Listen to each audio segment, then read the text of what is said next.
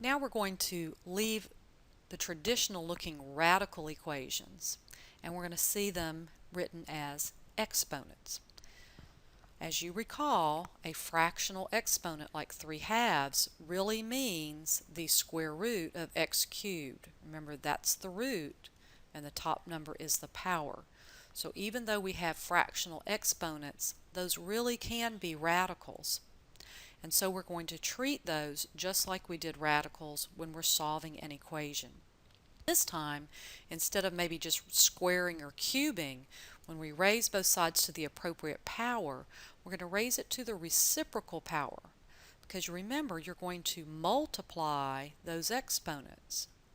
And what happens when you multiply reciprocals? You get 1. And so that's why they undo each other. When you multiply those together, you get x to the first power. So yes, these are radicals, but they're written as fractional exponents. So again, we need to isolate that, which it is, right? We have all of this. This actually is a radical. It's by itself. And we're going to raise it to the reciprocal power, so the 2/3 power. And again, those are going to cancel out each other.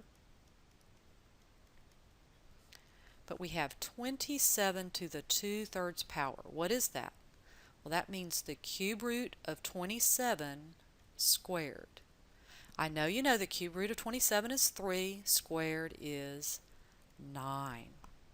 So now we have a quadratic. We're going to set it equal to 0, so we're going to subtract 9 from both sides.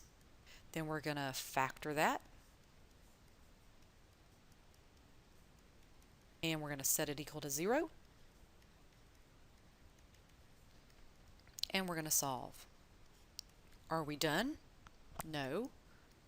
We have to check. Okay, so we're checking, does -8 squared plus 6 times -8 minus 7 to the 3/2 power really equal to 27?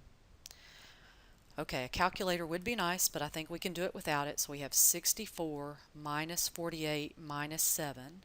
Let's see, that's 16 minus 7 is 9. Does that equal to 27? Well, let's see. That's the square root of 9 cubed. Yes, that's 27.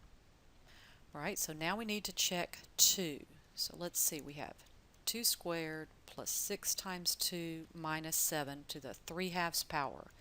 Does that equal to 27? So I have 4 plus 12 minus 7. So that's 16 minus 7 is 9. And we just saw that, so we know that this is also a keeper, so both answers work. So don't be afraid of those fractional exponents. Just work them out the same way as you would radicals. In this last example, we need to be just a bit more careful.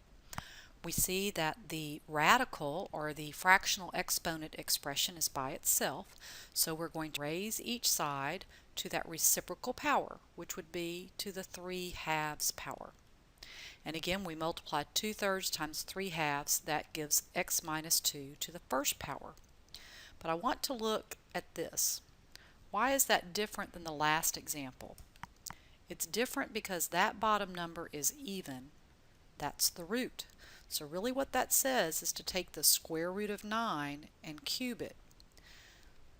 Here's the tricky part. When you put in a square root sign that wasn't there, you have to remember to put that plus or minus sign. So we have 3 cubed, which is 27, but we also have -3 cubed, which is -27. Because of that, we now have two separate equations. X minus 2 equals positive 27, and x minus 2 equals -27. That's the tricky part. So I'm going to add 2 and get 29, and I'm going to add 2 and get -25. And I need to check. So we have 29 minus 2 to the 2/3 power. Does that equal to 9?